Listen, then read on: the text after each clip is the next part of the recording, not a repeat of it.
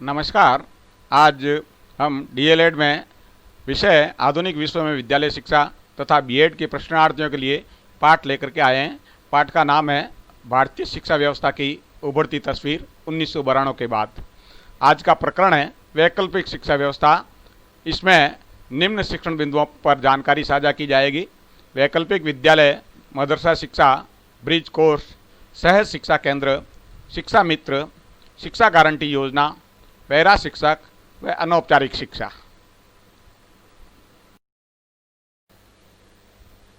अपने देश में अनेक बच्चों तक शिक्षा नहीं पहुंचने के कई कारण हैं, जिसमें एक सबसे बड़ा कारण है अंग्रेजों की नीति। वे केवल सीमित समूह को शिक्षित करते थे और बाकी लोगों की शिक्षा पर राजकीय व्यय नहीं करने की नीति अपनाई। आज़ादी के बाद सभी बच्चों को शिक्षा के समान अवसर उपलब्ध कराने का निर्णय लिया था, लेकिन सभी तक शिक्षा की पहुंच का उद्देश्य अभी तक पूरा नहीं हुआ। कई बच्चों को कारखानों, खेतों या दुकानों में काम करना पड़ता है।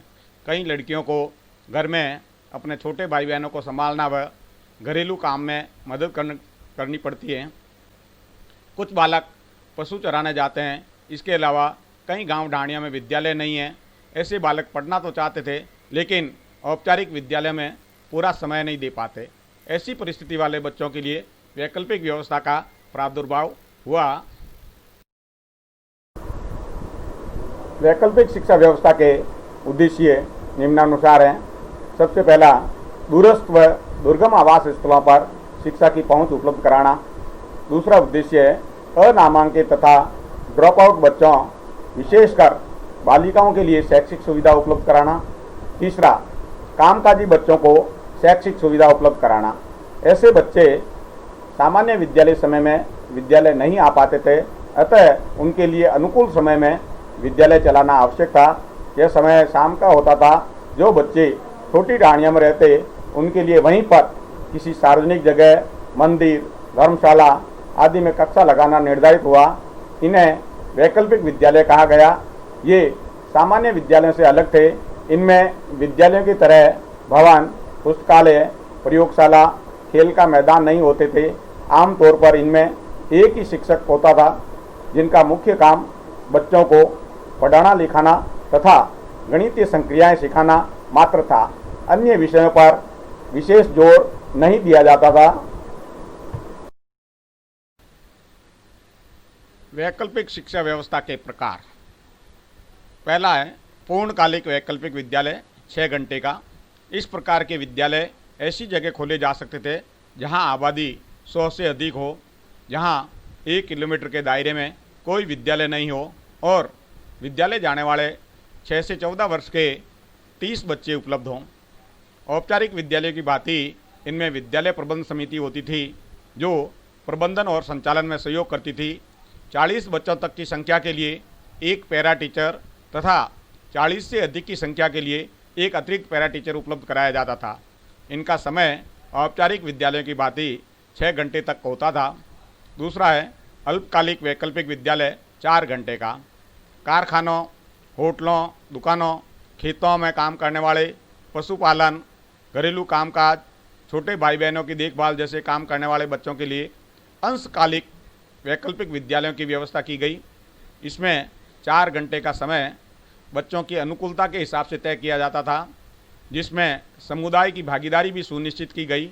इस प्रकार के विद्यालयों में 6 से 14 वर्ष के विद्यालय न जाने वाले कम से कम 15 बच्चे होने अपेक्षित थे। मदरसा शिक्षा। चयनित मदरसों को पूर्णकालिक वैकल्पिक विद्यालयों 6 घंटे वाले का दर्जा दिया गया।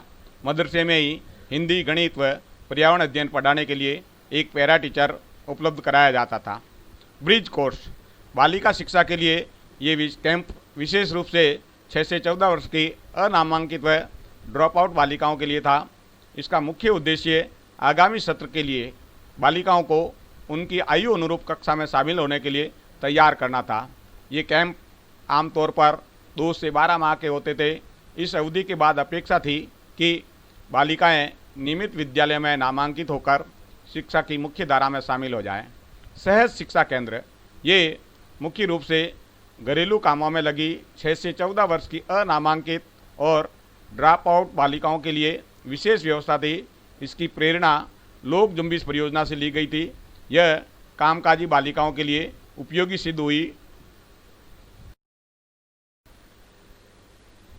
शिक्षा मित्र, इसकी योजना उन बिखरे हुए आवासीय क्षेत्रों को ध्यान में रखकर बनाई गई थी जहां 6 से 14 वर्ष के विद्यालय न जाने वाले बच्चों की संख्या 10 से भी कम हो। शिक्षा मित्र केंद्रों का संचालन दिन के समय में 4 घंटों के लिए होता था। इसके समय व स्थान का निर्धारण समुदाय के स्तर पर किया जाता था।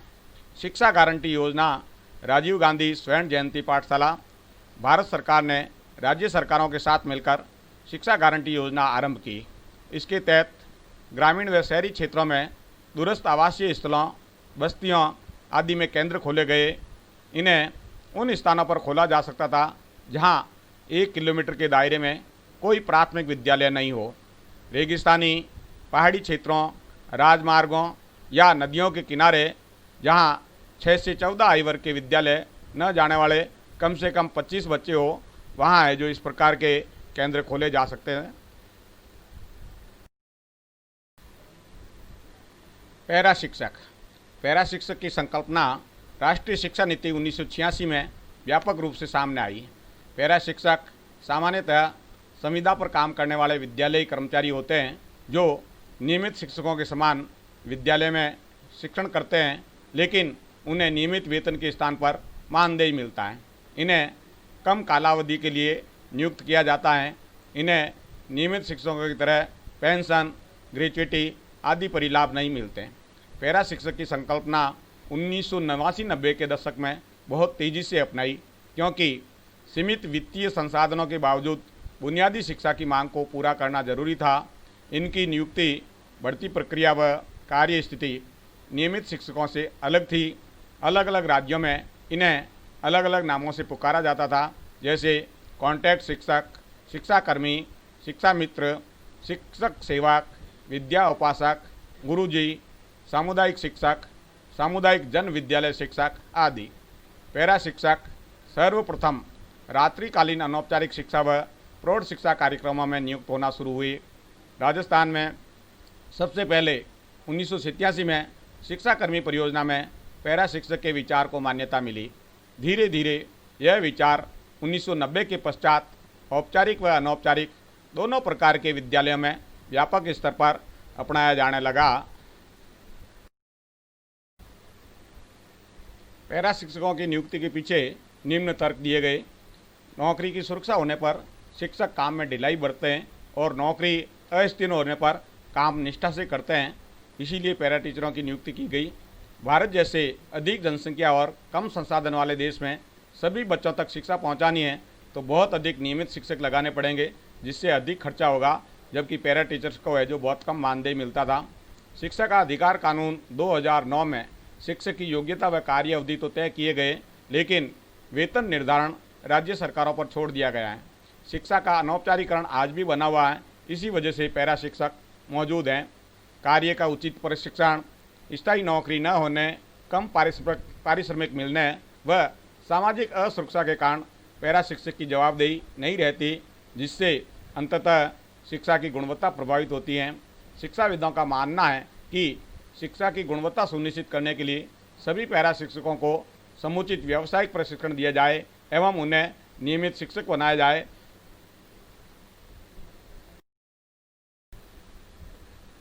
वैकल्पिक शिक्षा की व्यवस्था के प्रयासों से प्राथमिक शिक्षा तक बच्चों की पहुंच कुछ हद तक बढ़ी। इनमें कई जगह उन बच्चों की ज़रूरतों व सांस्कृतिक परिवेश के अनुरूप शैक्षणिक सामग्री बनी। प्राय इन बच्चों की बोलचाल की भाषा में शिक्षा दी जाती थी। इसकी प्रबल आलोचना इसलिए हुई कि ये व्यवस्था परोक्ष रूप से बाल श्रम का समर्थन करती है। बच्चों को दिन के समय विद्यालय में पढ़ते और खेलते हुए बिताना चाहिए, न कि मजदूरी या घरेलू काम करते हुए। सामान्य विद्यालय में पढ़ना सब बच्चों का अधिकार है। यह भी धारणा बनी कि गरीब मजदूर बच्चों के लिए अल्पकालीन व अधूरी शिक्षा अपर्याप्त है। इससे सबके लिए समान शिक्षा का अधिकार का हनन हो रहा था। इन बातों को देखते हुए जब शिक्षा का अधिकार कानून बना, तब वैकल्पिक विद्यालय की अवधारणा को त्याग दिया और सबके लिए एक ही तरह के राजकीय विद्यालय स्थापित करने का निर्णय लिया गया।